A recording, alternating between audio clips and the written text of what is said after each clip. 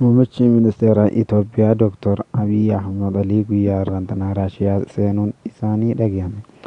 Kanaanis Kaatoolikii idil-addunyaatii waliin mari'achuudhaaf wayita Raashiyaa galuun isaaniitis mul'ateeti jira. Qilleensa idil-addunyaa irratti kan yeroo ammaan duraatiif mariidhaaf qophaa'aa ture Muummichi Ministeera Itoophiyaa guyyaa har'aa itti gaafatamaa Daayireektara olaanaa Aato Maalik qilleensa idil-addunyaadhaa kan hooganu waliinis Raashiyaatti wal arguun marii adda addaa taasisuun isaaniitis dhaga'ame.